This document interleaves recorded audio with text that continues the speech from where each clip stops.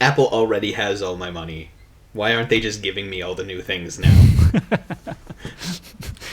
Because it's not enough for them. Sorry. What? All your money is not enough, Ryan. But I just want everything.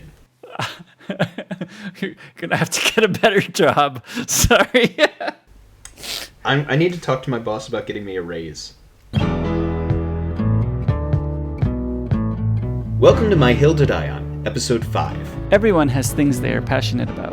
Things we want our friends to try and experience. So we've convinced each other to try different things. And we talk about these experiences to see if we can get just one more person to join us on our hill to die on. We both got new phones, huh? Yeah, we both decided that it was time to get new phones. We both pre-ordered, right? Yeah. You pre-ordered as well? I was waiting and I clicked on the button to pre-order at, I believe it was, it opened at 9 o'clock? Mm-hmm. Yeah, it was 9:03 when I finished. Yeah, I'm not sure I finished till 9:05. I think for whatever reason, I just couldn't get the page to load. I decided to move up from my iPhone 6S to a shiny new phone.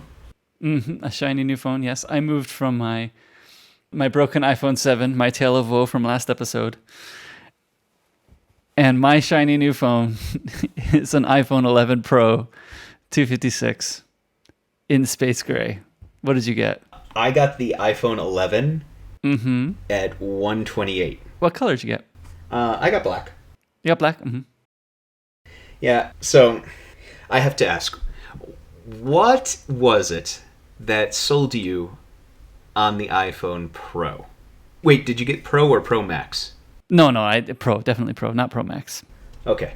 I think two things coincided. The biggest thing was that Apple Japan lowered the price for all the phones by $100. Mm-hmm. And that was most excellent.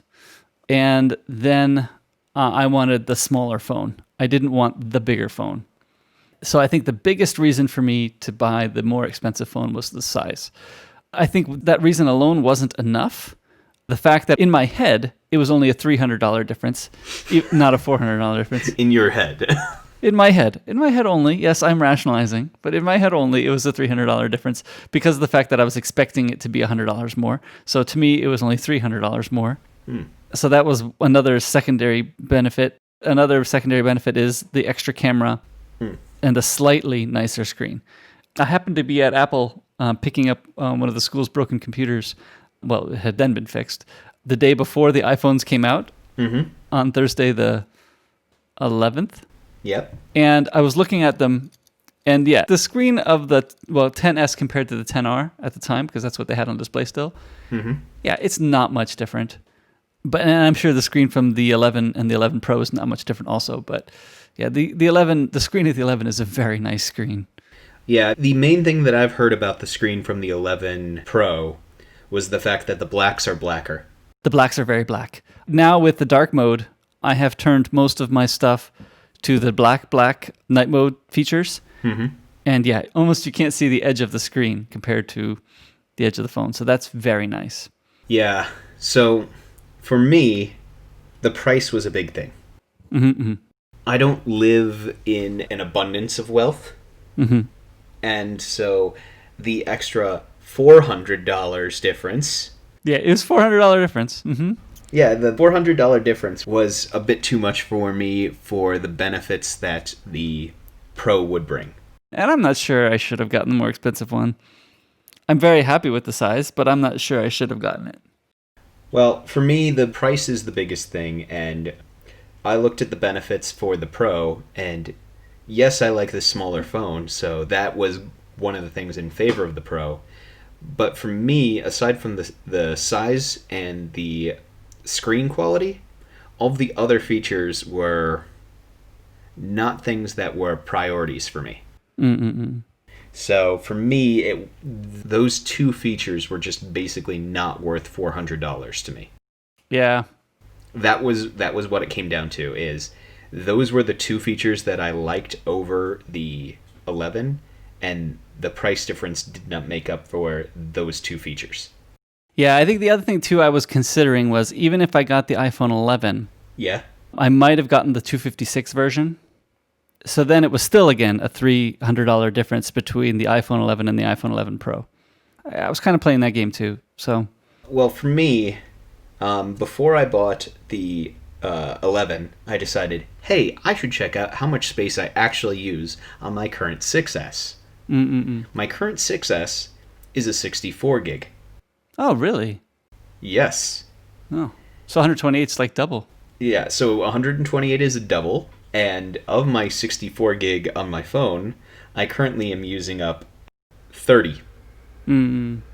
So I still have half of the space left on my phone available comfortably. And I mean, I'm not like going around deleting things like crazy. I think it comes down to the fact that I take pictures basically once a year whenever I go on vacation. And I'm pretty much taking movies whenever I can. So there's a difference in how we use our phones. Yes, which that's why the 3 cameras just did not appeal to me, because again, I go, oh yeah, it'd be great for the 1 week I go on vacation a year. Yeah, I played with the cameras a little bit today, and I think I am fairly interested in the 2X camera. Oh, I haven't used it at all pretty much yet, but I am interested in using it more.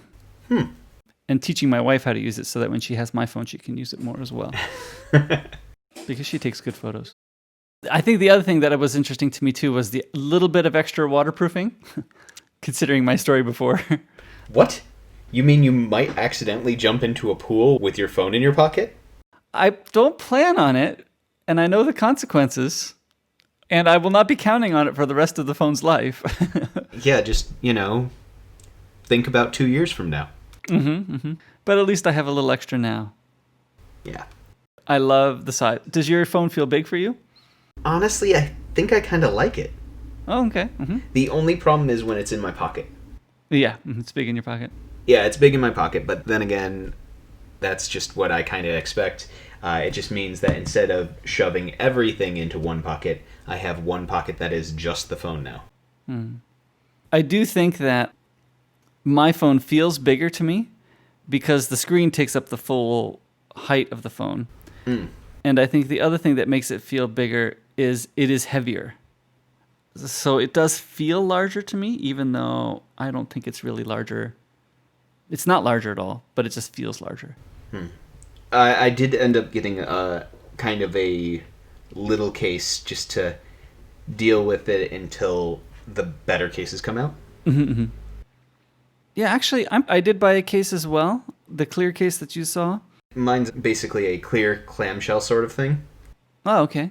that I ordered off of Amazon. Is it a Spigen also? Spigen? I don't know what I ordered from. Let me just double check.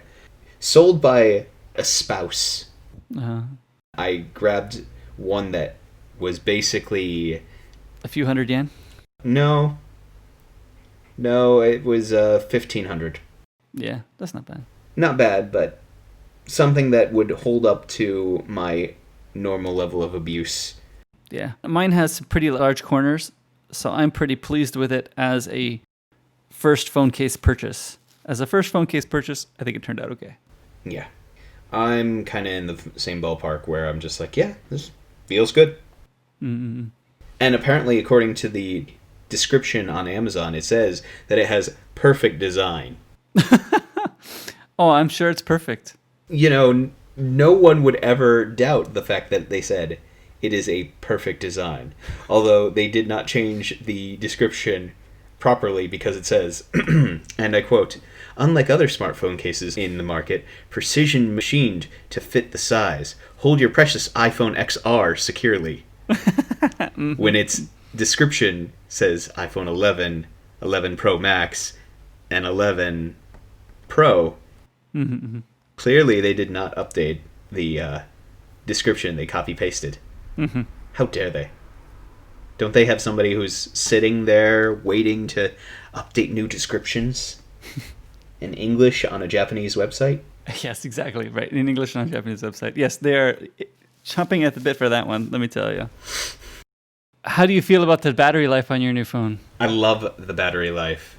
I used to struggle with my iPhone 6S where I would basically just go, oh yeah, I have to keep it plugged in if I want to do anything. Actually, you saw me the other day. I had gotten into the habit of plugging my phone in at my desk every time I sit down at my desk. Yesterday being the first day at my desk with my new phone, I sat down and plugged it in right away. And I realized that later in the day, I was like, I wanted to see what battery life I got the whole day. And I forgot that I plugged it in. But I haven't plugged it in at all today. And I'm at 50% now. I have not plugged mine in at all today, and I'm still up near 80-90%. Yeah, I wish you could see percentages. You can't anymore. No. I don't even know how. I don't even know where to look. I checked, and they removed that option. Yeah, me too. I guess you can go to the battery setting. Yeah. And see on their chart how low it's gotten. Yeah, actually, so yes, I haven't dropped below 50% yet. Yeah, I'm still at about 90% right now, and I've been using my phone off and on all day. Mm-hmm. Oh, actually, you can see right there. I've used my screen for 3 hours and 37 minutes, and my screen off is 1 hour and 23 minutes. Yeah. I'm loving that, I tell you. I'm also very interested to see exactly how the battery health, where it will charge up to a certain point and then stop. I think that's going to work well. I'm worried about the days where I fly out early, and I will have unplugged it before it. But I mean, it will reach 80. So the worst that'll be is 80. And even at 80%, my phone will last the whole day. Even at 80%, your phone will last longer than your old phone. Right. So maybe it really isn't a problem. Yeah, I'm not worried about it. I think that this is going to be a good fit. Mm-hmm. I'm basically happy with my new phone. Now that I have a case on it, I was worried about taking it anywhere for a couple of days because my case hadn't arrived yet. My case took longer to arrive than my phone did. How dare it. So, were you home for delivery? I was home for delivery on that Friday. Oh, good. What about you? I was a little antsy, so I called them up. Apple actually gives you the phone number of the driver in the tracking page, which was kind of nice. So I called up the driver, and I asked if he would deliver it to school if he was going to deliver it before 4 o'clock. Okay. It had gotten to about 3:30, and it hadn't been delivered, and I didn't even notice. I was just too busy that day anyway, really. It had gotten to 3:30, so I gave him a call up, and I said, look, I'm heading home at 4. And he said, oh, no, I'll be after 4, so why don't I deliver it to your house then? I said, great, no problem. I'll meet you there. And got home, and yep, he had delivered at 4:03, and I had just missed him because we got home at 4:10, 4:15, something like that. So I was like, oh, goodness. He was accurate. A little bit after 4 is correct. Yeah, that is the thing, is in Japan, I've noticed, when they say a little bit after 4, they mean a little bit after 4. So, yeah, then I called him up and I said, hey, would you be able to bring it before 5 o'clock? Because we were thinking of heading out for dinner. And just, hey, would you happen to bring it before 5? So he said, oh, yeah, I'll be there before 5. So, yeah, he got back at 4:30-ish and dropped it off. So that was quite nice. Oh, I was really expecting for you to say he got there at 4:58. He might have. No, it was 4:30. So I had enough time to unbox it and get it restoring before we left for dinner. Oh, wait. I forgot. I was not there for delivery. You picked up the slip in the mailbox? No, well, kind of. My apartment has those security boxes. Oh, okay. So what'll happen is if you're not there for a delivery and you've already paid up front, so they don't do this for collect on delivery, of course, they will put it in the box, and then they'll put the slip in your box, but the slip will have the password for the locked box on it. Oh, okay, that's very nice. And so you just open it up, type in the locked box combination, and Bob's your uncle. And so I got home from school, and there was an iPhone waiting for me. Waiting for you in the mailbox? That's very nice. The downside to having those boxes is every once in a while I have things that I do collect on delivery, so I can't abuse that too much. Though that is always nice, having the Amazon guy drop off things and then you just hand him cash, and so you don't have to put any credit cards in anywhere.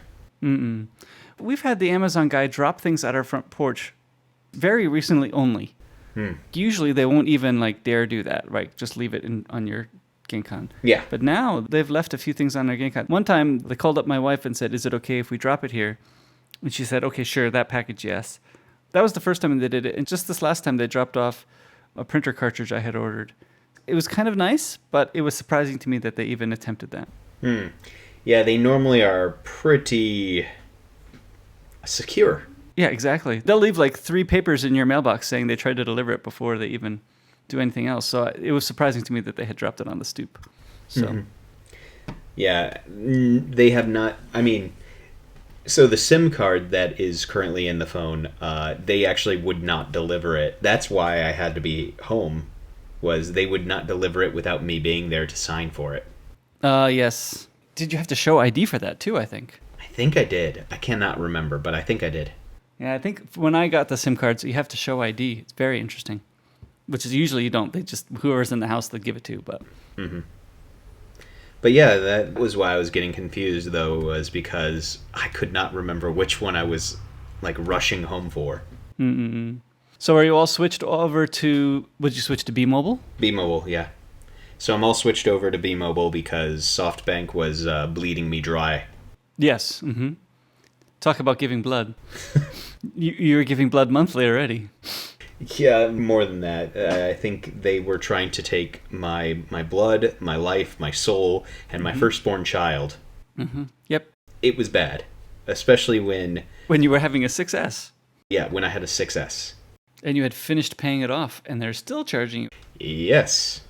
Yeah, good. I'm glad you switched. That is going to be much nicer. I think so too. The one downside is this month might be a little tight. Yeah, because you had to pay for a whole phone. I paid for a whole phone, and I got out of my SoftBank contract.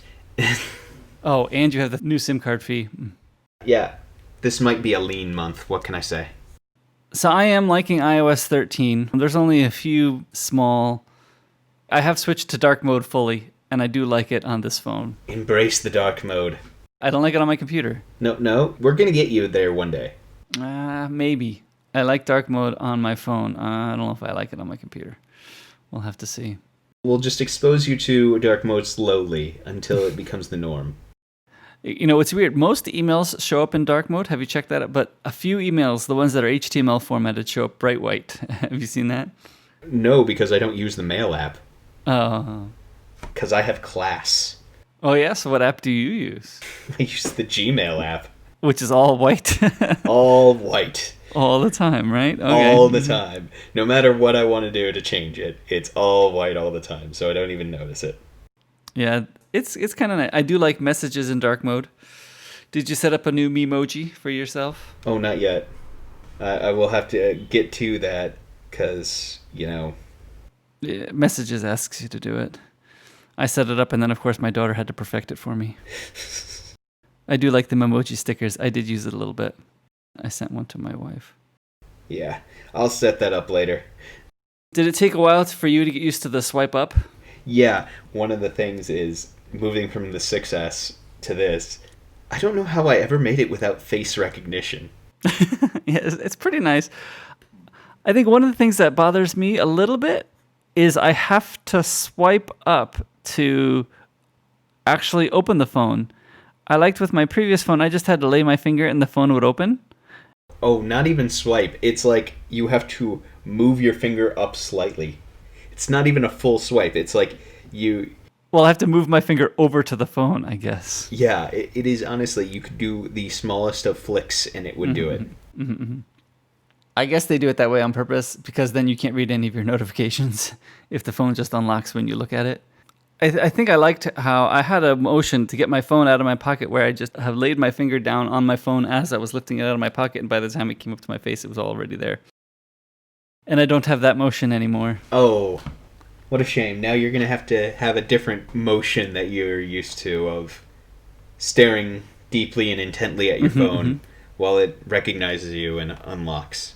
I didn't have to spend too much time getting used to it because my wife had a 10R already. It was just, oh yeah, this is just like that phone, so not a big deal. Maybe the first day or two, I put my finger down once or twice expecting it to read my finger, but that was pretty much it. Well, it's just kind of nice to have the 1Password detect my face. That is nice. I do like that too. I'm just a little spoiled now.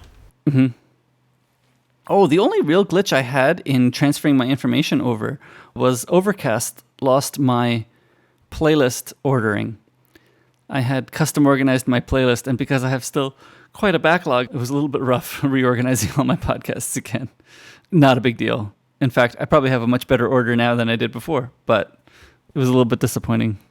I did not have that problem. Everything kind of just fed in and boom, I had it all.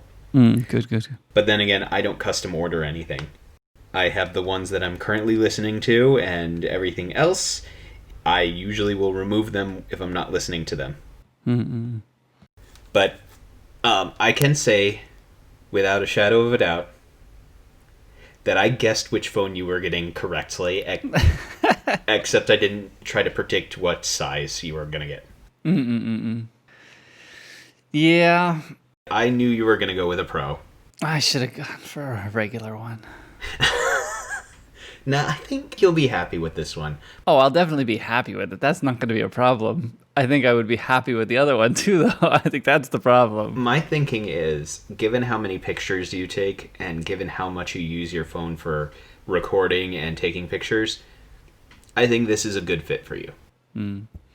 Yeah. And yes, of course, I still say, I totally called it. Are you parched? I could use a drink. How's that for a segue? I think it's the same as last time. This is the exact same as last time. So we ended up finding another interesting Coca-Cola. Mm-hmm. And by we, I mean Nate did. I have fun when I'm in the supermarket with my wife. Look at this one. This is a different flavor. So we have today Coca-Cola Apple. Mm-hmm. I'm not sure what this is going to be like. My prediction, think a little apple juice, think a little Coca-Cola, you throw them together, and hope it tastes okay. You know, interestingly, Bashimichi, one of the restaurants in our area, has introduced new squirt, what are they called? Flavor shots into their drink bar. They've added shots into your drink bar? Uh-huh. So you can squirt little flavors into whatever drink you want. Oh. One of the obvious choices of this is they have a caramel one. So you can get a macchiato from the coffee machine and then squirt some caramel in, and bingo, you got a caramel macchiato. Very nice, right? Uh-huh.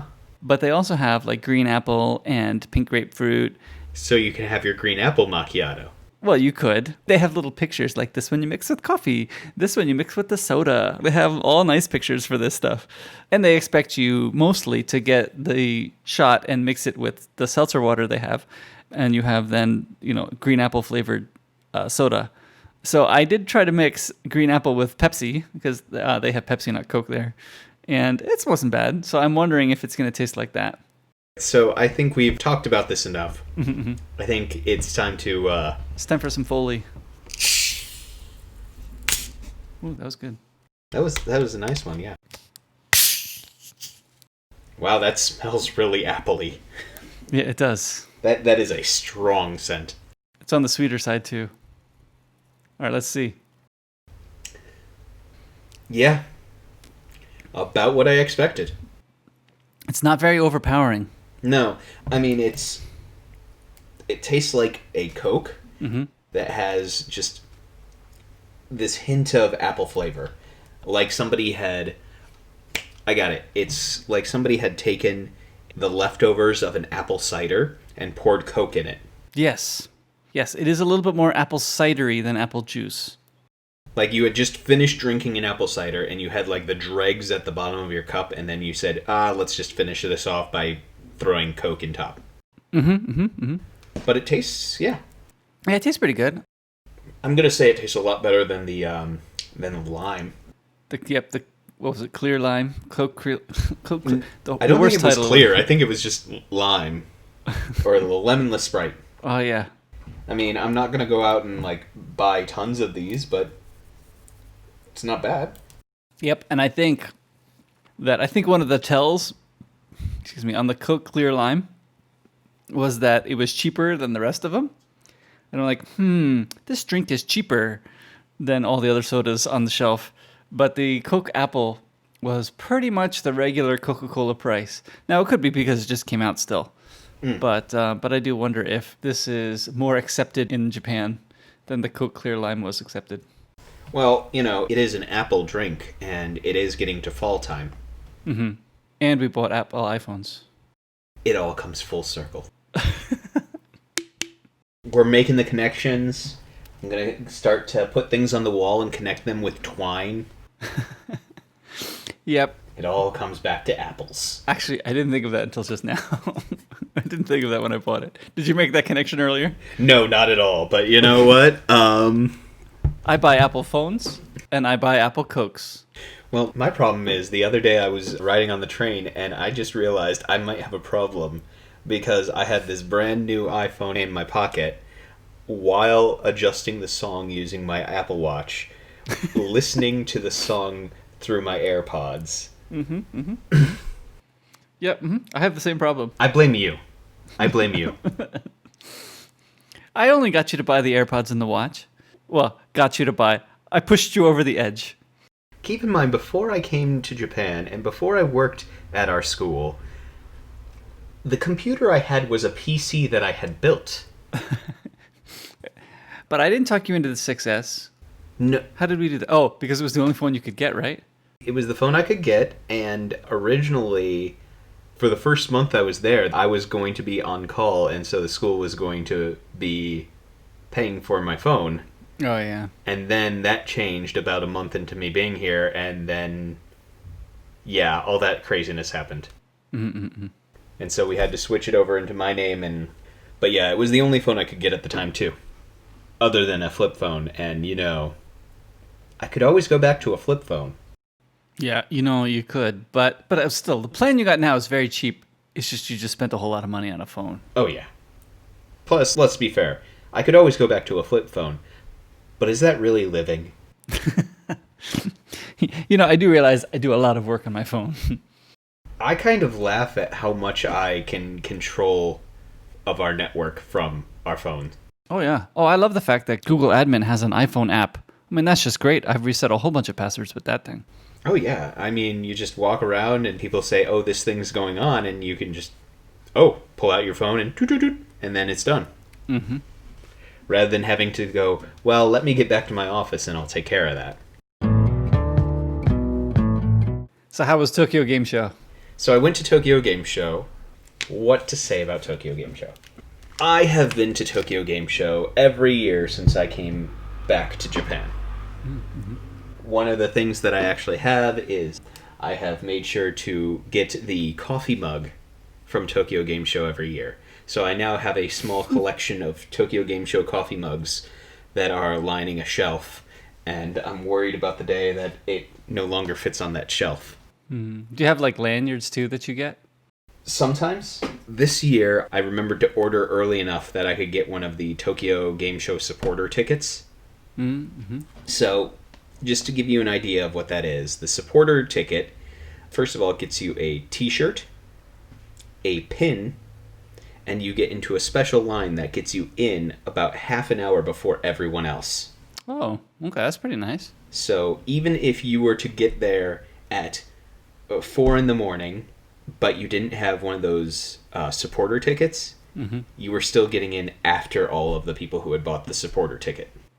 How much more is a supporter ticket? $20. 2,000 yen. So you have to be serious. You have to be serious, but if you're serious, it's worth the cost.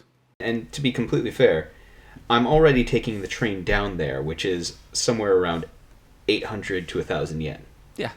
So I'm taking the train down there. I could get the regular ticket for 1,500 yen.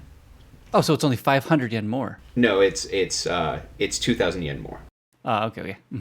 So basically, it's 3,500 yen. But again, this comes with a T-shirt, a pin, and the early entrance. Yeah, that's a good deal. Yeah. Because you're probably gonna buy a T-shirt anyway. Yeah.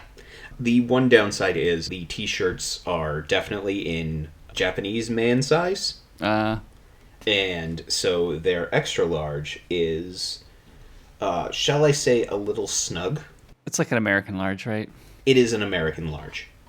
So if you ever visit Japan and you are going to buy any clothing, keep in mind that pretty much you want to go up a size for whatever they have. So if you normally wear a large, then buy an extra large. If you normally wear a medium, buy a large. Yeah. Yeah, I'm a large in America, but an extra large in Japan. I'm an extra large in America, and so I would be a double extra large in Japan. They usually have those sizes available. They usually have. Unfortunately, the supporter tickets, they only go up to a extra large on that t-shirt. Oh, So I gotta lose some weight, which, working on it, but not there yet. But, I mean, I still have a nice t-shirt. And I have a pin that now is on the wall at my office. oh, yeah, I'll have to see that. Yeah. It's a nice little, it's a fancy little pen, but it got me in 30 minutes early. Mm-hmm. Now, this is key to this story, because due to the fact that it got me in 30 minutes early, I was able to get in line right away for a little game called Final Fantasy VII Remake. Oh, okay. Uh-huh. So the original game, Final Fantasy VII, came out when I was in middle school. When it originally came out, we're talking PlayStation 1 pixel graphics, like everything was 4 polygons. Yeah, it had to be loaded onto a CD. 3 CDs, actually. Really? Okay. And so this was one of those games that was part of my childhood. Mm-hmm. I think it was 10 years ago now, they announced, hey, we're going to make a remake of it and bring it out into modern graphics and all that. Mm-hmm. Well, I was thinking, too, that remaking a game... they just keep making Final Fantasy games, right?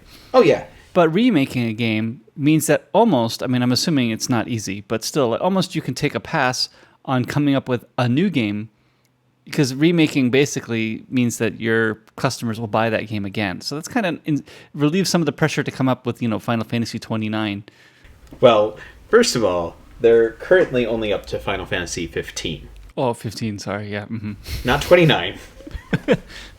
Pretty close. So, 15 was the one that came out pretty recently. 14 is an MMORPG, and that actually came out with a expansion pass over this past summer, which was fantastic. Shadowbringers was wonderful. I digress.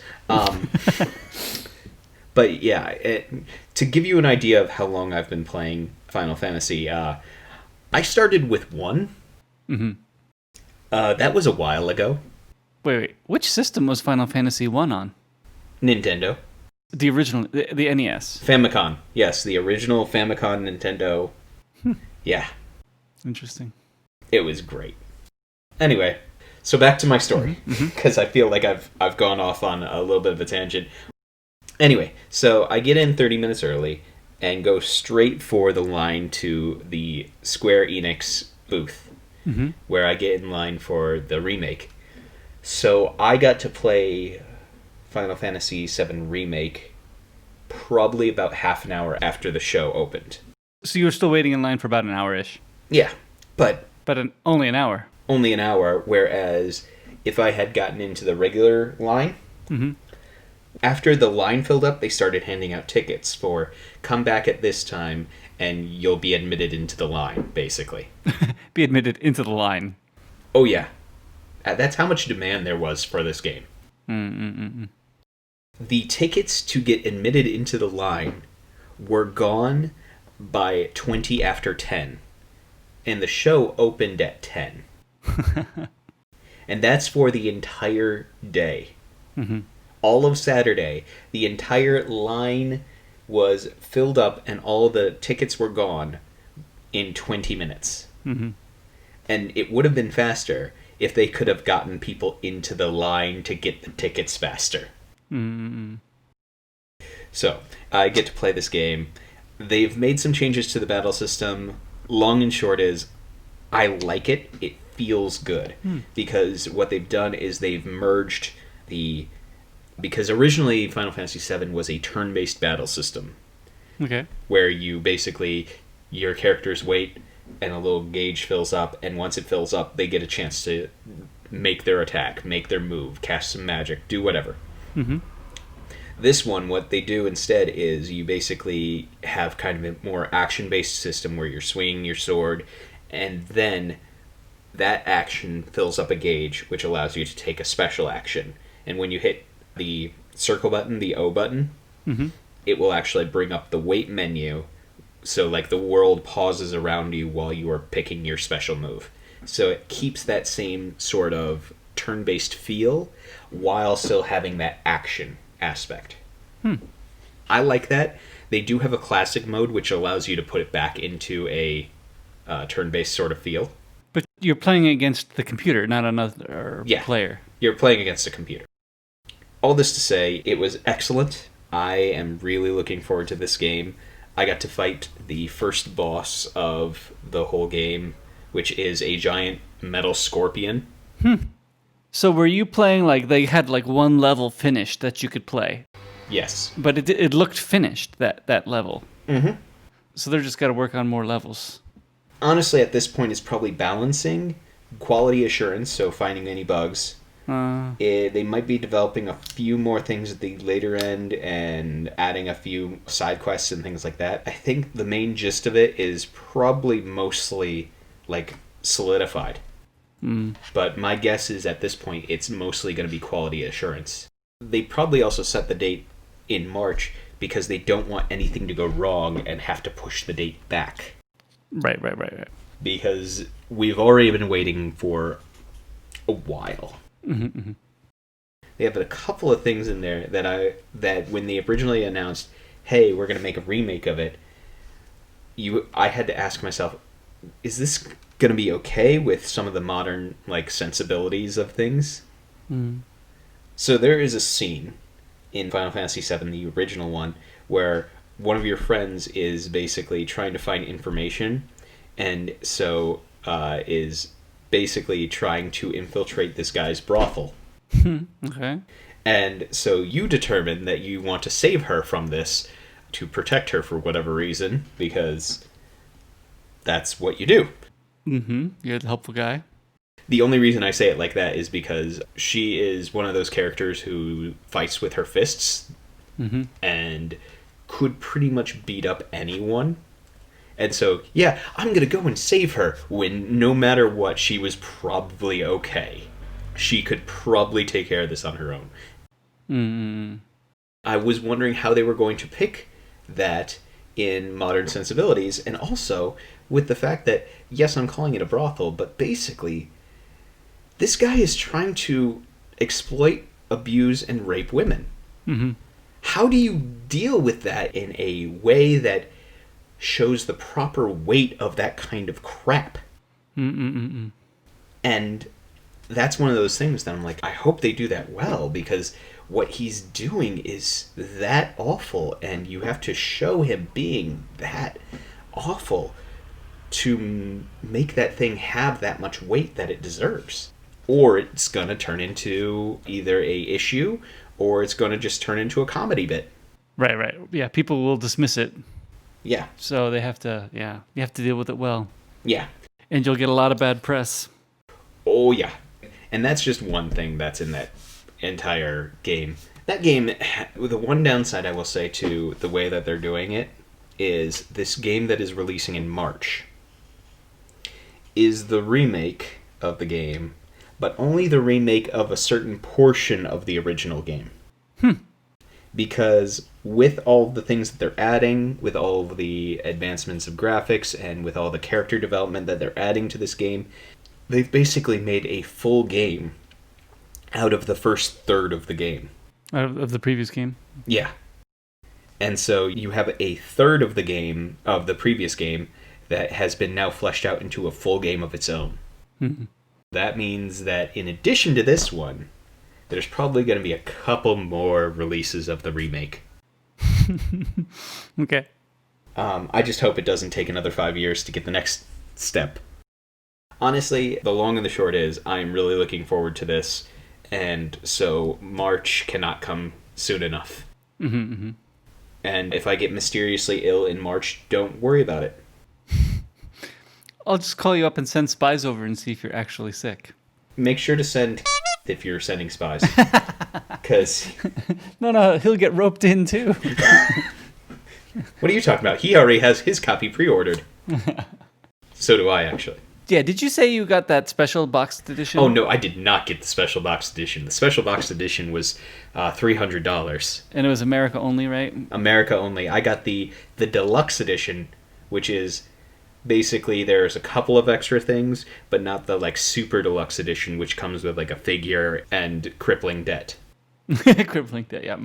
It's the bonus. Yeah, what can we say?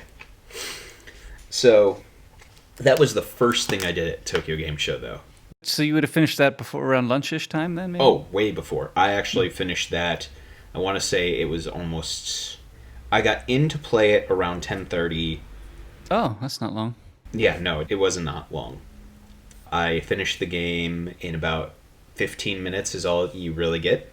And so that's what it was. So I got those 15 minutes, and so by 10:45 I was out of the line and going, that was excellent. And then usually what I tend to do for Tokyo Game Show is I tend to, after I've done like my number one priority, is I will go and walk around the main floor of the show. And if there's a line that's not too long, I'll jump in it. But other than that, I spend usually like the first hour scouting out the entire area and deciding what am I going to do for the rest of this weekend. Yeah, what's worth stopping and checking out. Yeah.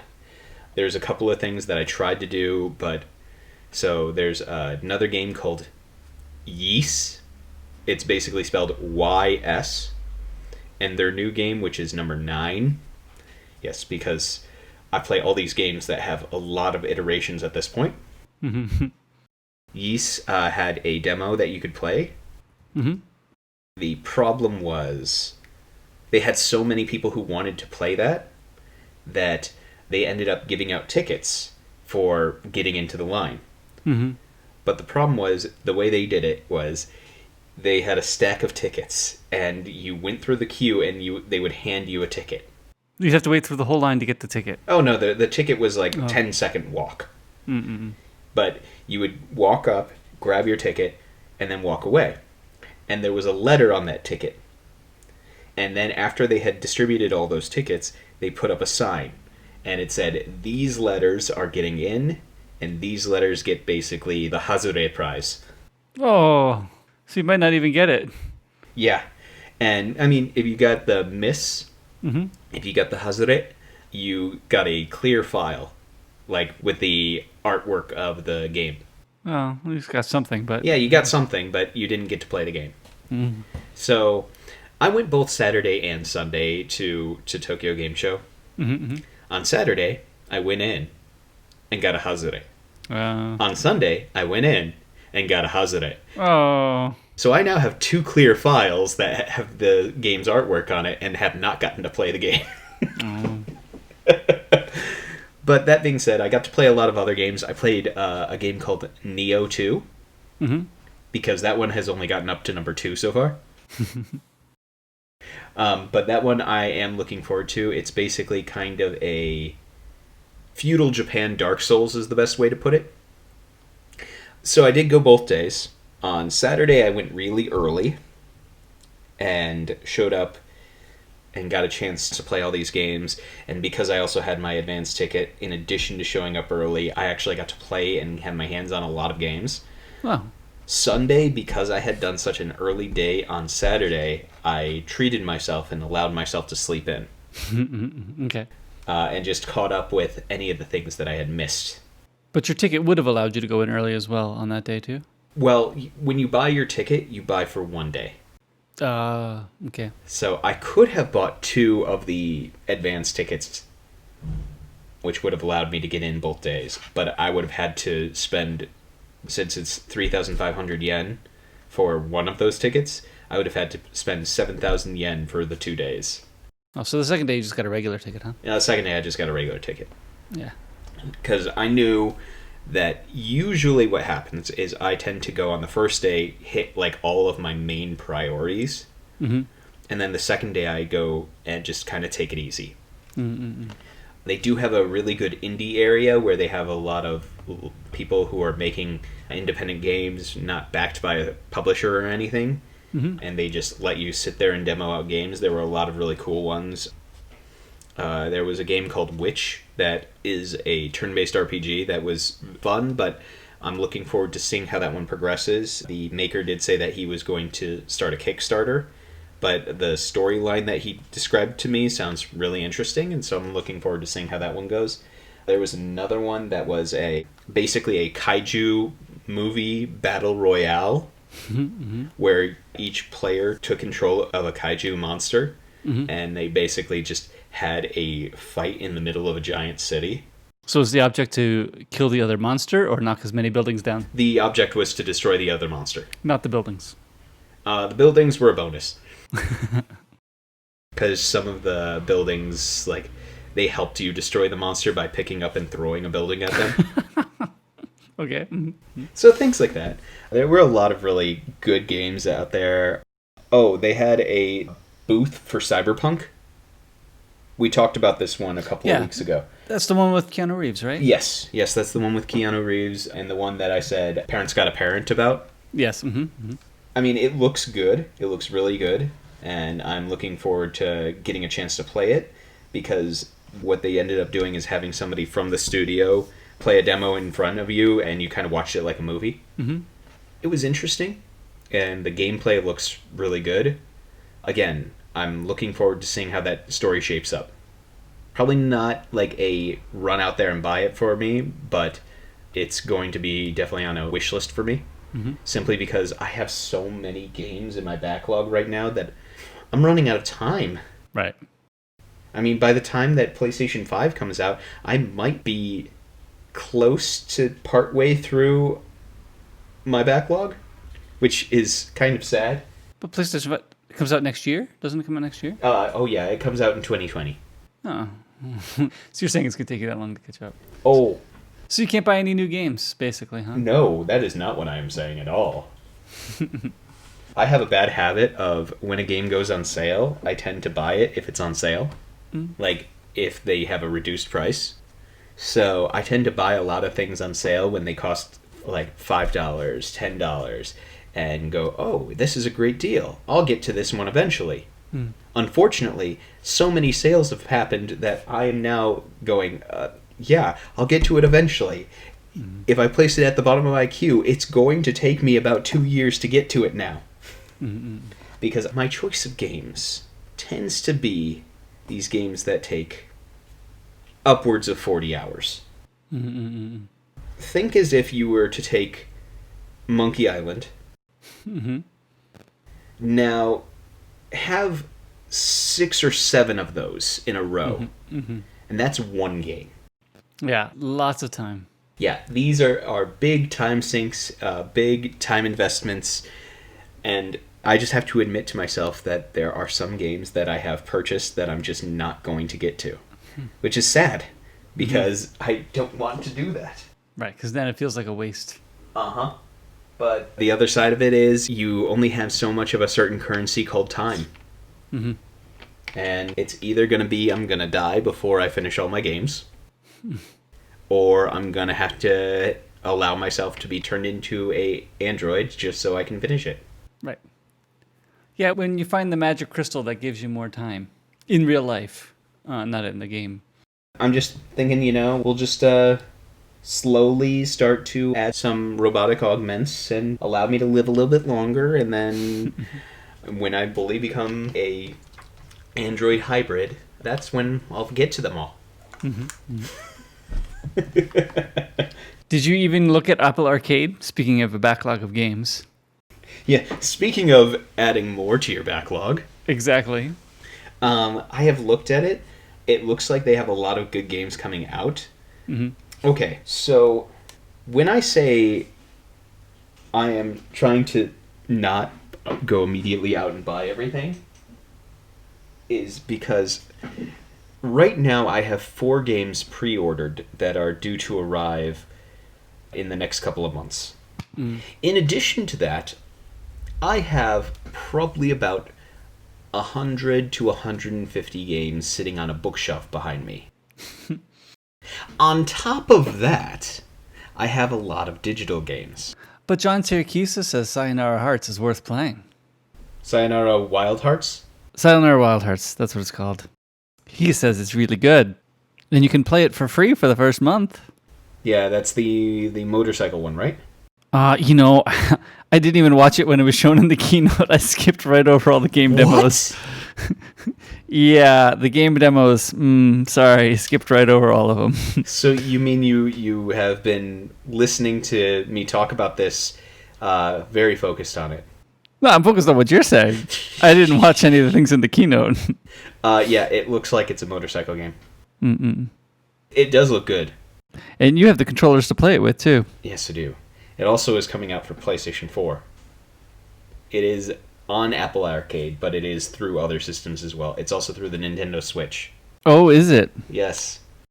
Oh, so I could play it on a gaming system. You could. This does look interesting. Sorry, I was watching the short little clip about it. The Sayonara Hearts. Yeah, it looks interesting. I have tried to avoid putting too many games on my phones. Simply because then I have something else nearby me that can cause distractions when I should be doing my job. So, Tokyo Game Show, though, for me, the number one priority was Final Fantasy VII Remake. I got to see that. I got to play that. I got to watch a lot of different advertisements for different games. Day one, I basically did that. Went to the Cyberpunk thing, played Neo. There was another game that I played, and I just cannot remember what I played. Basically, the difficulty of Game Show is I tend to do so much and pack so much into that day that I almost forget what I do. I'm surprised I make it out and still remembering who I am. Yeah, I have that feeling when we go to Disneyland. Well, and when I go to Disneyland and we did all these rides. Yeah. Yeah, that's basically how I feel. I feel like I am spending a weekend at Disneyland. But Disneyland where I get to play video games all day. Which sounds like a wonderful Disneyland. I would go to that Disneyland. It's called Joyopolis. Have you been to Joyopolis? No, I have been know. to Joyopolis. Did you see Breath of the Wild sequels?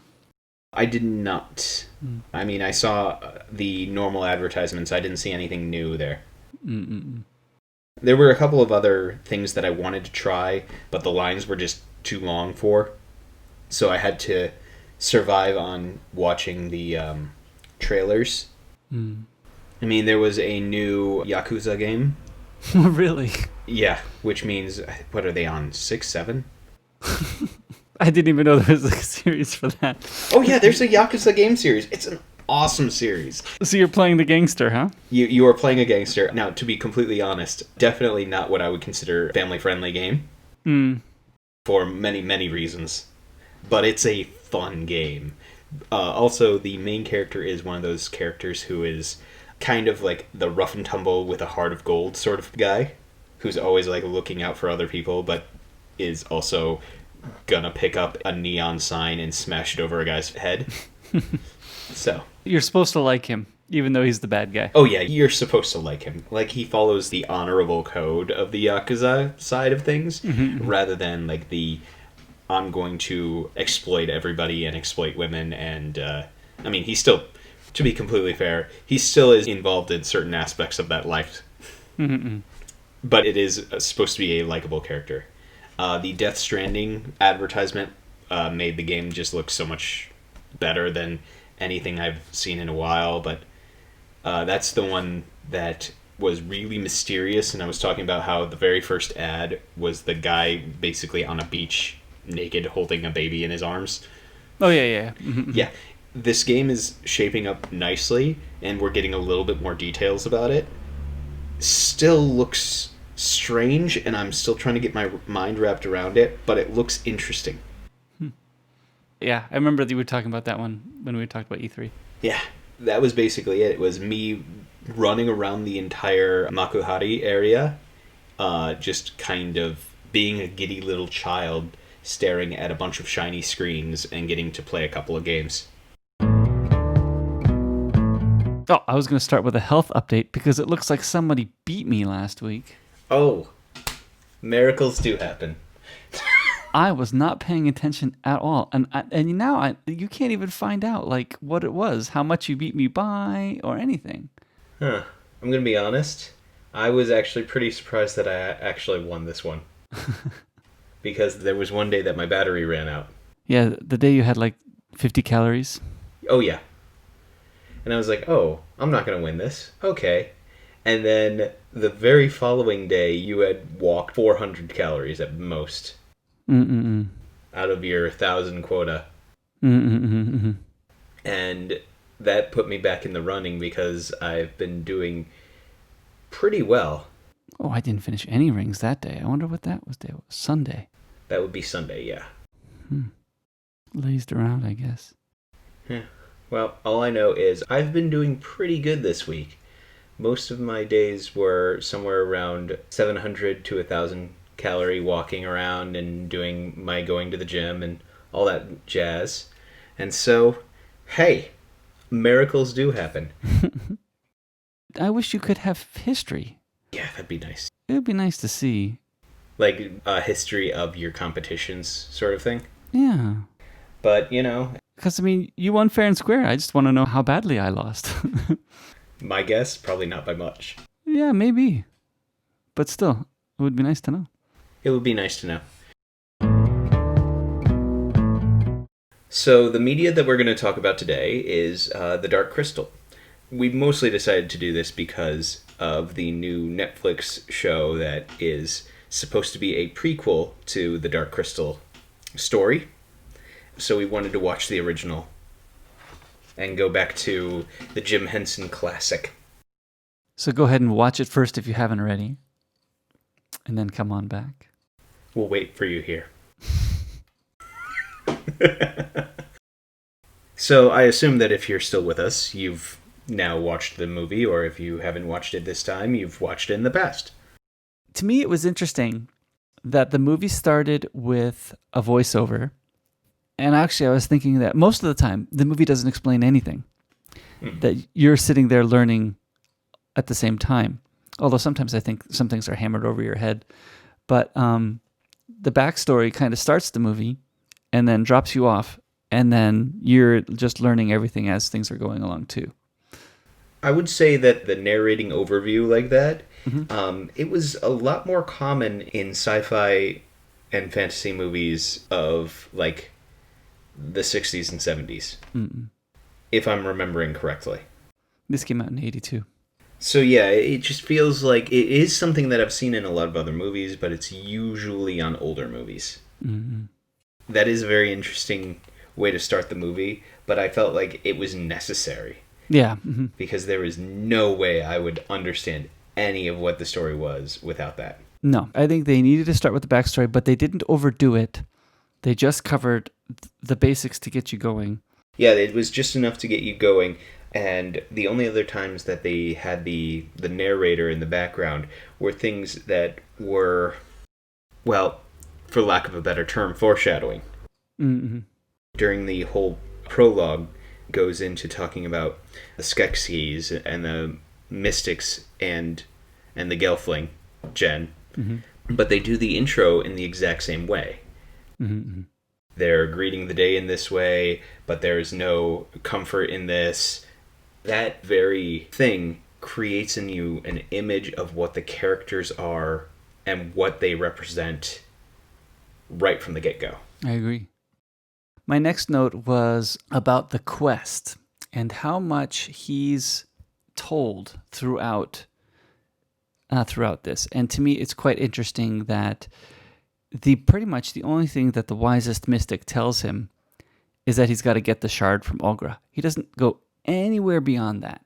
Like, what do you do with it? And what's its importance? Or, yeah, all you do, go get the shard from Ogra. Okay, and can I say for a moment, worst directions ever. Yeah, pretty much. Follow the greater sun for a day, and you'll show up at Ogra's place. Wait, the sun when it's rising or when it's setting? No, just follow it. Oh, okay. Yeah. Yeah, no, I found that quite interesting. Like, apparently, the fate of his world is riding on him succeeding in this quest. So let me give you the first step and not tell you anything else. Okay, you can handle it with saying, but yeah, destiny, it's supposed to happen, so if he gives him those vague instructions, he's still going to end up doing it. Yeah. But Maybe he sees enough into the future that he knows or whatever, but still. Yeah. Then I think from that point in the story, though, it seems to bang us over the head with what has to happen. Like Augur tells him he needs to heal the crystal, but he still doesn't understand what that means. I don't know. Maybe it's because I've already seen it that even watching it again, it's like, no, I already know what's going to happen. Yeah. But I think for me, because I had already seen it, the parallels between the Skeksis and the Mystics stood out all the more when I remember the first time when I watched it as like, I don't even remember how old I was when I watched it the first time. I was young, but that whole, oh, they're really part of each other. Oh, that really just shocked me, that reveal. And so now when I'm older and watching it, maybe it is because I've seen it before, but like all of the things that were paralleled, like, oh, this one cut his hand and now this one cuts his hand. This one died and now this one dies. This one burns up and this one burns up, yeah.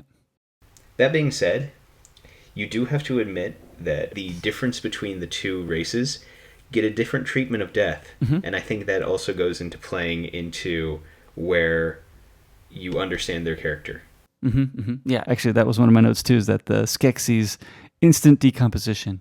Yeah. Whereas the Mystics, like, oh, they just shimmer away into the unknown. Well, it's very simple. One turns to ash, and one gets to become a force ghost. So, which was also what I was thinking the entire time when Agra later says, oh, he could be anywhere then. Yeah, actually, I was thinking that too. But he doesn't ever come back to speak to him in a voiceover, does he? Nope. I didn't think so. When she said that too, I was like, oh, he's going to be a force ghost. Oh. But no force ghosts. Not today. No. So Jen doesn't end up solving what the quest is until he reads it from the prophecy in the old Gelfling town, right? Even then, not really. He just knows that the Gelfling is going to Heal the crystal. Yeah, heal the crystal, right? Yeah, I guess he actually doesn't know that he's still putting it together. He knows that he needs to go find the dark crystal. Should we switch to puppets? Yeah, we can switch to puppets. So, puppets. I'm going to start with Agra, because this was interesting to me. First of all, Agra, apparently she does make a appearance in the prequel series. I don't know how much, but she is in the prequel series that's on Netflix now. They all say they're over 1,000 years old. Yeah. Like the Skeksis talk about being 1,000 years old. Augur talks about being old. Like they all talk about being old. Yeah. So I assume probably since this is this whole thing is a prequel, I'm pretty sure probably all of the Skeksis and Agra and the Mystics, all of them will be present in some way. So Agra. The reason I find her interesting is, first of all, she is basically your traditional mystic in the hills kind of thing. She is the foreteller who has seen all of this. She is the wise old person who is supposed to help guide him on the path.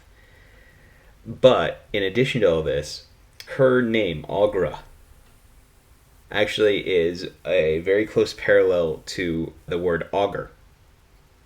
Which is the word that was used in ancient Rome to talk about foretelling, usually through the use of birds or celestial objects, like stars or moons or suns. So, to augur something was to like predict the future through birds or celestial objects. And so we meet this character, Agra, who basically has predicted the future through the celestial objects. So we have that. Then we also have the fact that she regularly takes her eye out and uses it as kind of a periscope. Yeah, that's no better word than that.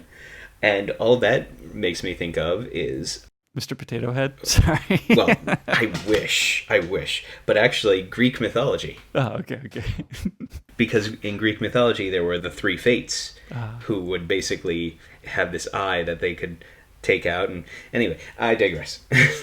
Okay, because the Mr. Potato Head stuff in Toy Story 3 always bothers me. I'm like, no. How can eyes work like that? How can their body parts work apart from them? But anyway, okay. How does a toy who does not have optic nerves see? Yes. And how do some hard plastic or China dolls, like in Toy Story 4, how do they talk? Anyway, sorry. Midichlorians. Exactly. They were born with them Hmm. immaculately.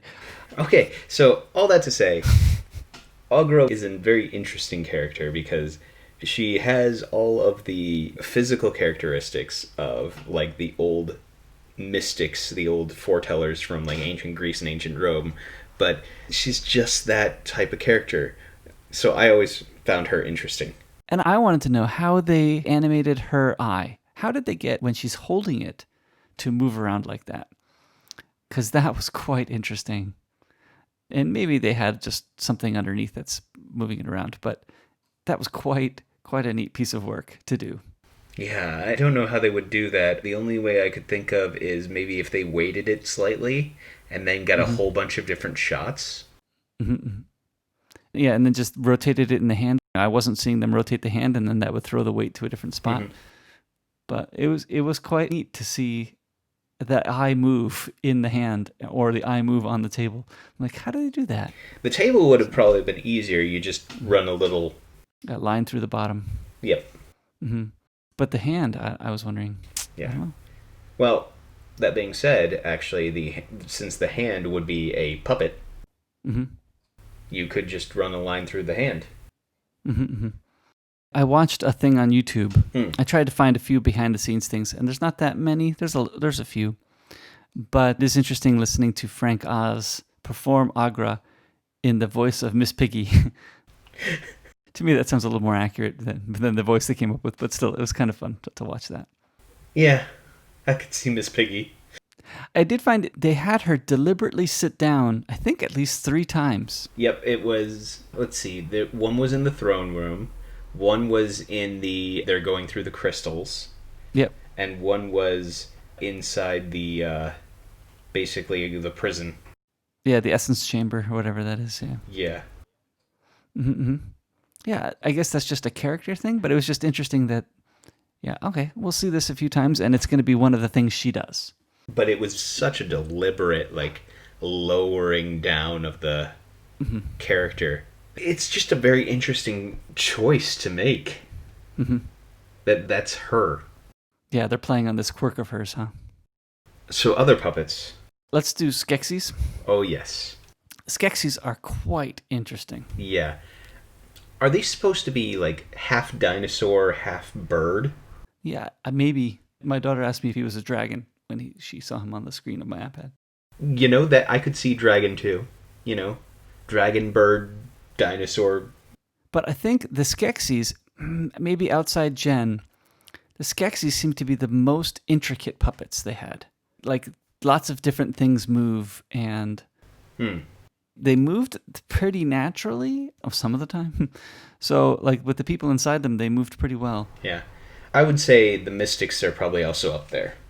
Yeah. Because while you don't see them doing very, like, intricate movements very often, in, like, the opening scene, for example, you have one who's, like, playing the harp, you have one who's, like, and they not only have the regular 2 arms, but they also had A second set of arms. a second set of arms. Yeah, they do. And only the Mystics did. The Skeksis didn't, so that was kind of an interesting thing. Mm-hmm.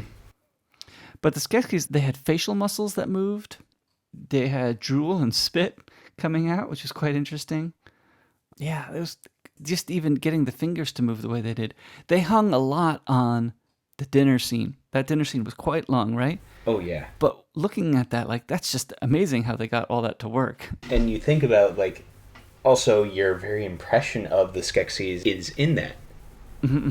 But also their very, like, table presence gives you an impression of them. Also, very interesting finger forks is the best way I can describe them. Yeah, they're more like finger skewers. Yeah. Yeah, quite interesting. Yeah, the dinner scene was very... They had just these terrible table manners, like throwing food everywhere and, like, eating and, like, oh, this doesn't taste quite right, and throwing it to the ground, this wastefulness, and, like... Oh. And they did all that with puppets. Yeah. Yeah, that's what's amazing to me too. Is that oh yeah, they got the hand in the mouth properly. They got the food off the fork. You know, it didn't spill. I mean, well, even if it did spill everywhere, maybe they kept that scene. In that scene, that kind of made sense because it was like, oh, I can't be bothered to make sure that I get every morsel of food because I just want to keep shoving more food in my mouth. Speaking of that too, I think I take this a little tangent, but the clothes of the Skeksis seemed. It was interesting how like the clothes were either faded or stained, like they were 1,000 years old. Hmm. What they wore, what they were doing. Yeah. That was kind of a neat thing. Like the clothes were kind of stained purple or a funny weird color. It's like they never gave a second thought to building new clothes, but I think it built on the feeling that this race is dying, kind of. Yeah. And I think a lot of that is built into that. Not only the race is dying, but everything that they're doing is causing not only the race to die, but the world to die. Mm-hmm. I mean, the crustiness of the castle kind of builds on that age thing too, right? You just see it all falling away, and this is what the castle must have looked like. But looks like they didn't clean house for 1,000 years. So Why would you clean house? I mean, the only people who you would want to clean house would be your slaves. mm-hmm, mm-hmm. Yeah, I would say that the feel that I get is basically because this entire world is out of balance, because this crack, this distortion has happened that has separated them, Mm-hmm. it also causes the entire world to, in the same aspect, crack and fade and die. Mm-hmm. It almost feels as if, like, again, I know the feel that they're supposed to go for, but the best way I can put it is the Skeksis were supposed to be this, basically, all the worst parts of yourself put into one being. Mm-hmm, mm-hmm. So, like, your gluttony, your greed, your sloth, your jealousy, all of that just wrapped up into one person. Yeah, drive for power, everything. Mm-hmm. Whereas the mystics were so lacking in any of those things that they were almost like, our friend died. Okay, let's keep moving. Yeah. It was as if they were so removed from that they almost seemed to not feel anything. Mm-hmm. I think the Mystics puppets They're interesting. they're interesting. They look more alike. I think that there was a lot more differences in the Skeksis puppets. Yeah, I think that was probably because they were trying to go for, like, Harmony? the mystics were supposed to be harmony. Mm-hmm. I mean, one of the things I was looking at the credits just to look to see who did these parts, Mm-hmm. and the Skeksis, they have all their jobs listed, and you can easily retell in your mind, oh yeah, that was the doctor, or Yeah. the words they used, but doctor. This is the emperor, the emperor's assistant. They had Yeah, clear delineations, and you remember them off that. For the Skeksis, it's easier to put the face to, oh yes, reading the word, I can put the face in my head. oh yeah. With the Mystics, it's like, oh, this was the harp player? Yeah. Well, I remember the scene where the harp player was, but he looked like all the rest of them. Yeah, I mean, that's the thing, is, like, one of them was, like, the Weaver. Oh! Yeah, they just didn't come up with names. I mean, I'm sure in the history of things that have happened since this movie, they have all been named. In my actual background research of this, I found out that in addition to the prequel movie, there have also been several comic books written about it. Several other things that have been offshoots of this entire story. Mm-hmm. It's been fleshed out. Mm-hmm, mm-hmm. And just to think that all came from this one movie from '82. Mm-hmm. Okay, Jen, he's quite an interesting puppet. Yeah. And they must have obviously used body doubles a few times. Yeah, especially when some of the, like, rock climbing things. Yeah, mm-hmm. Crawling into the caves, things like that. One of the most interesting ones, I think, to me was watching him slide out of Augra's house, and then the puppet pops up after that. I think that was a good switch. Well, here's the human sliding down the mountain, and boom, hits the ground, and the puppet pops up. That was great. To me, that was the most fun one. Yeah, I will say that the Gelflings are very interesting because, for me, they feel so stiff. Yeah. Mm-hmm, mm-hmm. Because you can see their lips moving for talking and all of that, but all the other emotions are, like, non-existent because they don't have enough facial structure Mm-hmm. to express anything but, ooh. And I think that's why the humans stand out so clearly, is because they're moving too fluidly. If they could have moved a little more jilted, it probably wouldn't have stuck out quite so much. I did see, watching his fingers move while he was playing the flute, again, just being amazed at how they did that, which I'm sure must have been amazing in 1982 as well. Yeah. And of course, the favorite line of the whole movie, of course not, you're a boy. Yeah. Because, of course, why would boys have wings? That's the best line. I don't have wings. Of course not. You're a boy. And the way it's played is perfect. I think that's what makes it too. It's like, yeah, she plays it perfectly. Yeah.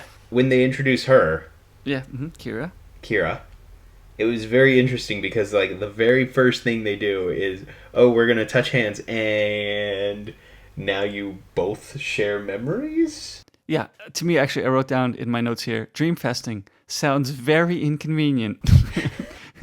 Don't ever touch anybody for the first time ever. Yeah. I'm just thinking to myself, so does that mean that every time they touch hands in the future, they will always share their entire history? Right. Yeah. So I'm just imagining, like, the lovely conversation of, so where were you today? Why didn't you call? Hold your hands out. Hold your hand touch. Up. Oh my goodness. Yeah. And then what? You don't trust me? I think, Kira, you have some trust issues. Yeah. I'm seeing how these things could evolve very quickly. Yeah, I think it's very inconvenient feature that these people have. Yeah, I would never want that feature. No. It's just the sheer, like, I mean, I have nothing to hide. Yeah, it's not the fact of we have anything to hide. It's more of, I will share what I want to share. Again, we come back to, if this is a fact of, like, trust issues, then this is a whole nother issue, because then it becomes, oh, you can't develop the trust of just believing what somebody says. Now you feel like you must know and experience their past. You lose out on that. So yeah, it's quite interesting. Yeah. But he still couldn't figure out that she had wings from there. So Yeah, maybe it was just glimpses. Important things, like he apparently decided it was important to show him bathing. Yeah, to me, I think that's where the dream fasting is like, oh, this is really unfortunate. Oh, yeah. You don't get any choice on what you're sharing, huh? You get to share the pictures of your bathing. Can we move on to podlings? Yes, let's move on to podlings before we talk more about dream fasting. Because the first thing I thought of was, my goodness, these guys look like Ewoks. Non-furry Ewoks? Well, I think it's because of the party, too. Ah, yeah. And the celebration they had. But interestingly, this did come out a year before Return of the Jedi. Well, Ewoks hadn't existed yet, so this is... Nobody else made that connection, but it's the party aspect that really did it. Well, it's important in every epic story to have a friendly, dancing, small group of people that gets attacked by the scary Overlord.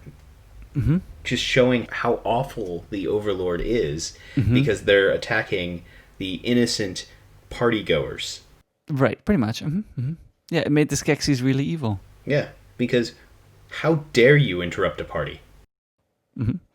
So they seemed fun. I mean, it was interesting. They had their own language, which is what Kira seemed to be speaking, right, early on. Yeah, although she also had the ability to talk to animals, which might be different. Does she have the ability to talk multiple languages because she's a Gelfling, or a female Gelfling, or does she have the ability to talk multiple languages because that's just one of her strengths? I guess it's not clear. Well, remember Aughra said when they were captured that she had the gift to speak to the heart of animals, whatever that meant. So maybe it's her specifically, huh? Yeah. The podlings were just fun. Yeah. They're fun, which makes it so much harder when you watch what they become when they get the essence drained. And that's quite interesting too, how they did that. They must like deflate something inside the face to get that to shrink, but that's quite interesting. Just watching, like, oh, now the cheeks just sink in a little bit, and they fade the coloring, and yeah, it was a very good effect. I mean, it hit you right where You need to hurt it, right? Yeah. I'll be honest, this movie freaked me out a bit when I was a kid. Yeah.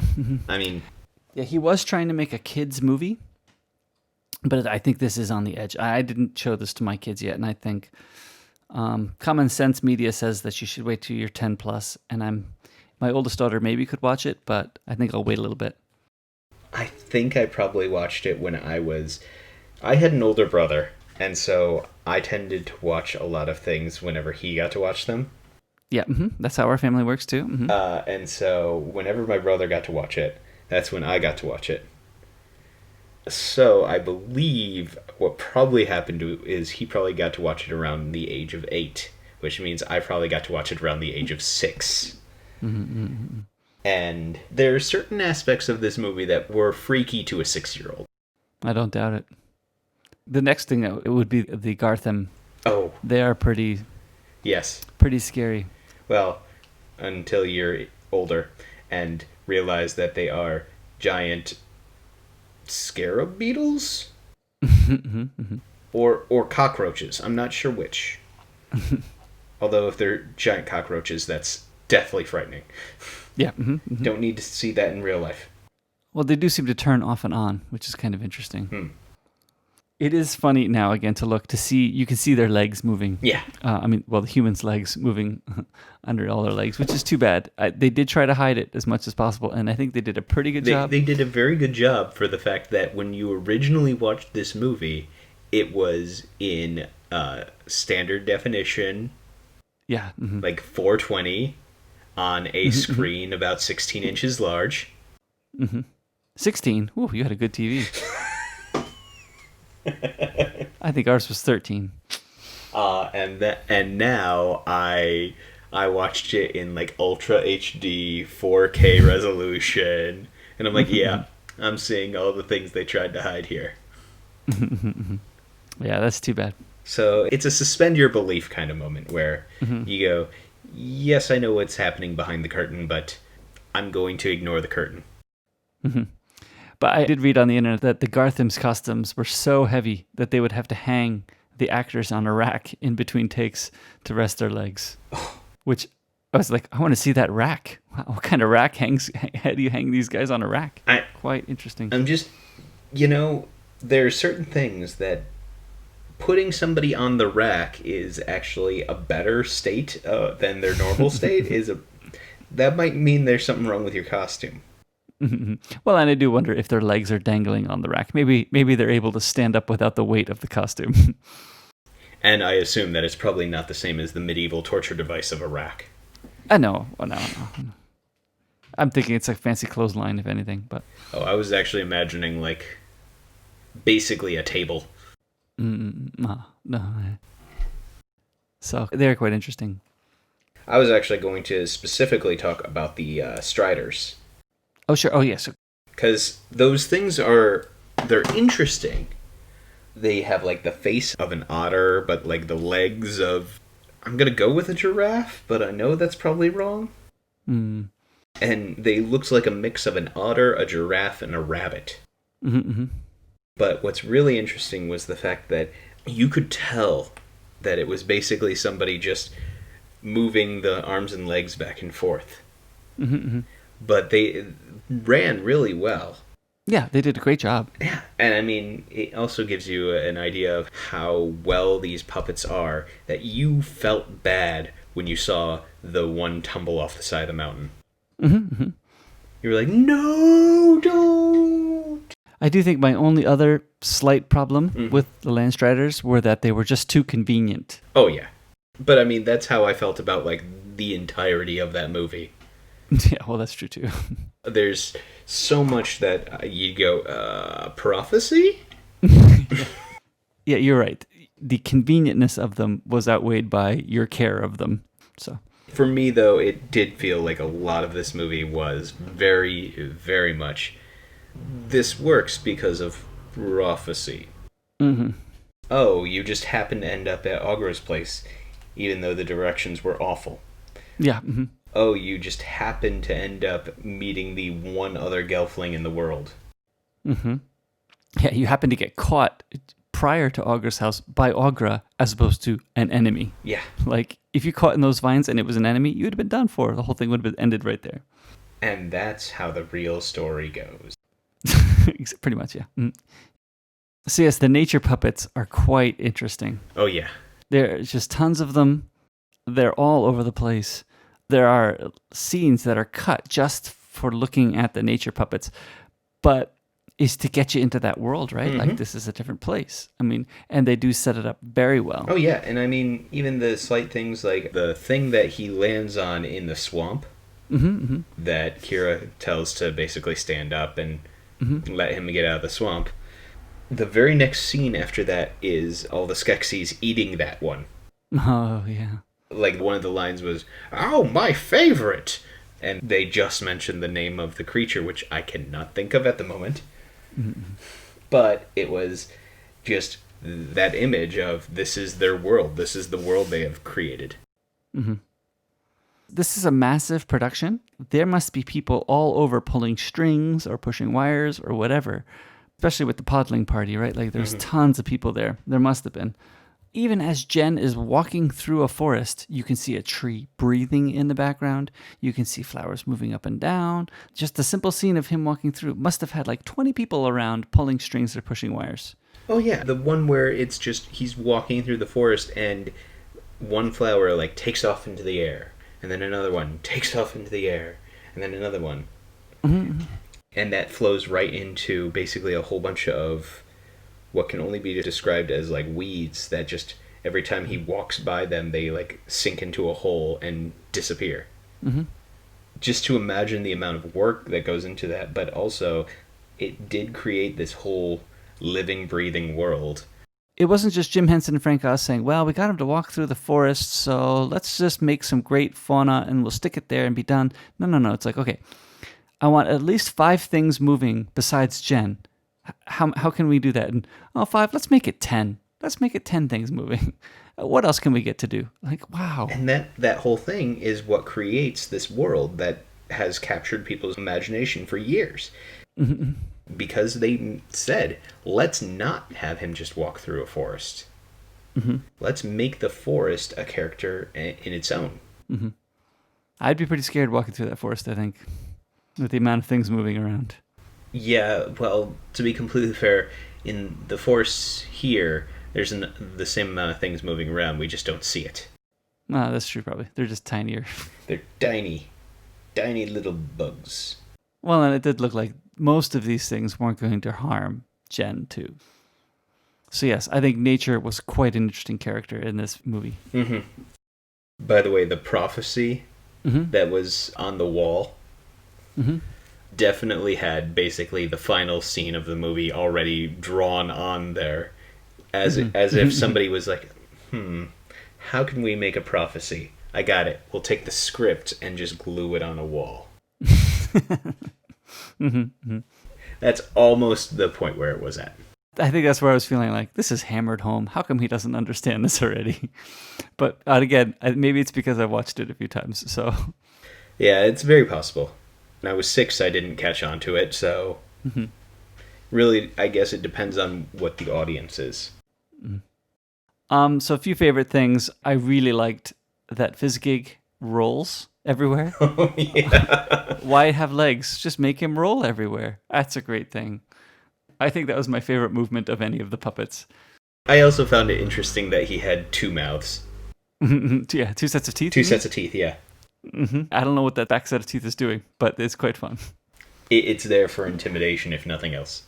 Well, and I do wonder how he jumps without legs. Maybe his tail pushes him, but it is funny. Like, he jumps onto the Landstriders. Yeah. The one scene where they're using humans to go into the mouth of the cave, he actually jumps a few because the Landstrider one looks like somebody just tossed him up to there and got him to stick, and great. We're keeping that stake because they got the dog to stick on the thing. But the one where they're entering the tunnel, he actually jumps a few times. So I'm curious how that actually happens.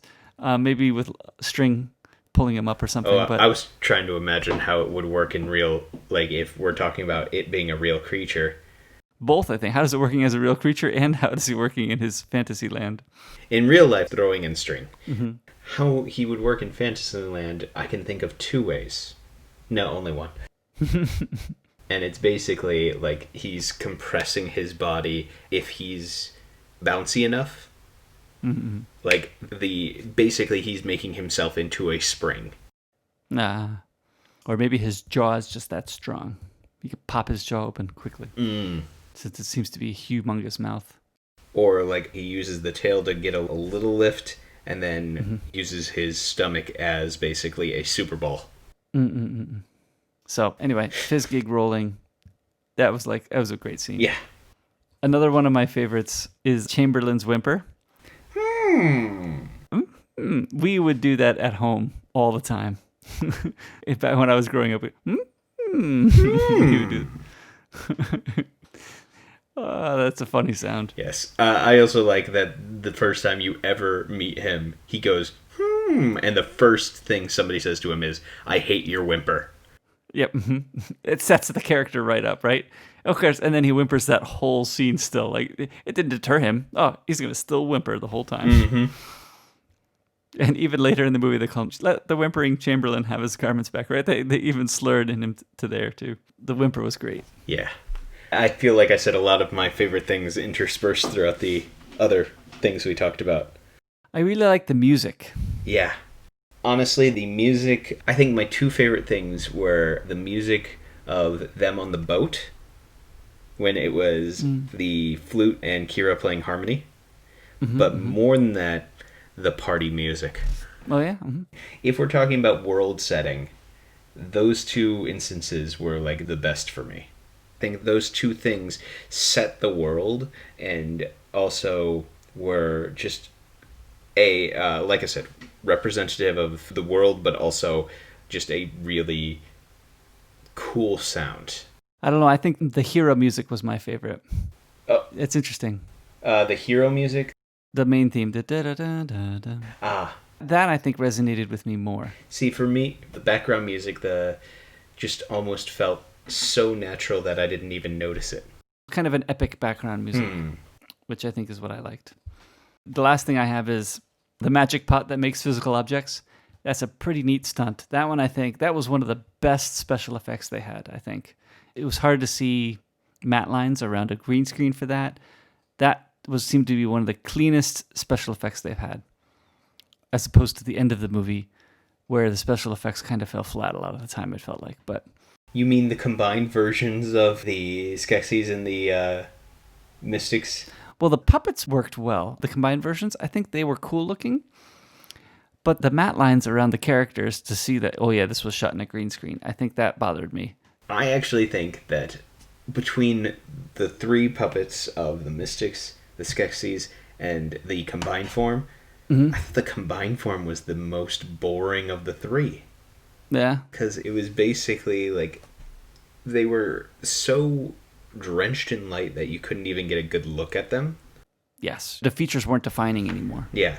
And even when you did get a good look at them, it was like, it looks like a weird shaped head and a guy with gesturing with hands. Mm-hmm. That was it. Not much emotion. And the mouths weren't even moving when they were talking. Yeah. So, I mean, I guess you could say he's telepathically communicating with Jen, but let's have some emotion out of these amazing beings. Yeah, I mean, or some sort of thing that makes them, I mean, aside from the light of heaven or whatever you want to call it, something that makes them go, yeah, this is an awesome being. Yeah. I think for the whole movie, this is the part that feels the most flat, which is too bad because it's supposed to be the dramatic ending. Yeah. I guess for me, it's the fact that this falls flat because, okay, we've gone on this epic journey to reunite these two races and fix the world. And this is it? Mm-hmm. This is what I did all this for? Mm-hmm, mm-hmm. Yeah. At least they don't have the evil, but the new doesn't seem very exciting. Also, given the type of people they are, it seems very strange that they would damage the crystal in the first place. Mm-hmm. You know, plot holes. Who does that? Yeah. Now we're being persnickety. Oh, how dare we be persnickety again? I thought we left that behind us with Star Trek. I'm sure it'll come up again. Yeah, I think that was my one complaint about it was at the end of the movie you're just like, okay, I'm invested in this world, and then you're just like, well, oh. It got prettier. That's about it. Which is why it makes sense that Netflix, if they're going to do a series on the Dark Crystal, it should be a prequel. Where there's good and evil in a play, something you can play against. Yeah. Although, since it's a prequel, you know how it's probably going to end. Yeah. Skeksis are still going to be around. They're still going to win. He still turns to Darth Vader.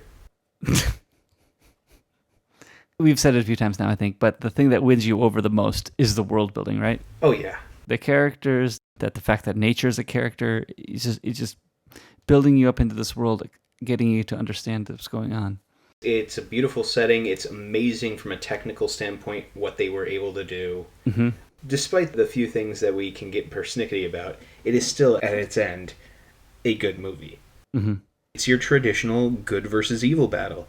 Mm-hmm. Mm-hmm. There were a couple of times where I've made some Star Wars references, and that's partly probably because there were a few times that I could have sworn that I was hearing Luke out of Jen's voice. Mm-hmm. Mm-hmm. The hero could have been anyone, although I guess the hero could have been anyone who was a Gelfling at the time, which is only him. Yeah. Only because of the prophecy. Now, that being said, if it was supposed to be anyone, could it have necessarily been somebody else? And just because the prophecy knew who it would be, they said Gelfling? Mm-hmm. Yeah, if it was a podling, could have said podling, right? Yeah, and then all the podlings would have been murdered. Mm-hmm. Nah, they still would have killed Gelflings for their juice. Maybe not as many, though. Maybe not as many. But they could have been young longer. Well, the amount of ways that the Skeksis kept young was an interesting. They got it from the crystal, they got it from the juice, but only the Emperor from the juice. I don't know. It was kind of interesting. Yeah, although I do find it interesting that the Emperor got to drink the juice, but the Emperor was also the one who died, so maybe there were some bad after effects. Maybe. It's not all it's cracked up to be. You get to be young for a nice 10 minutes, and it takes 20 minutes off your life. Mm-hmm, mm-hmm, mm-hmm. I will pass if that's the benefit. Mm-hmm, mm-hmm. I'm okay looking like an old curmudgeon if I get to live a little bit longer. So I would say that of the creature ones that Jim Henson does, I like this one the best. More than Labyrinth? More than Labyrinth, yes. Labyrinth is just creepy in a few ways, a few more ways. But in Labyrinth, you get David Bowie, the best puppet of them all. Yeah, that's why it's creepy, I think. Jennifer Connelly does a good job, although horrible for letting her baby go into the goblin. Anyway, well, yeah, we'll leave that for another time. We'll leave that for another time. But yeah, I mean, maybe it's because it's still in my nostalgia because I haven't watched it recently, but I have fond memories of Labyrinth. There are a few good characters that are easy to have fond memories of. Yeah, the thing that you cannot have a fond memory of is the wardrobe choices for David Bowie. The hairstyling. The 80s part will stick out pretty clearly in that movie. Whereas in this movie, it doesn't stick out much at all. Yeah. The only thing that sticks out here is maybe in a few things of what is technically able to be done. Right. Mm-hmm. Like matte lines and things on the green screen stuff. Like, yeah. That's all clear upable now. But yeah, and it looks like in the new series, they're still using a lot of puppets from the Jim Henson studio and just a little bit more CG on a few other things. Oh, so there's still puppets. There are still puppets. I don't know how much puppets. It might just be like the main characters are puppets and everything else is CG. Or is it that they made puppets and then scanned them and graphically manipulated them? I do not know. We'll have to watch that at another point, or at least an episode or two of it.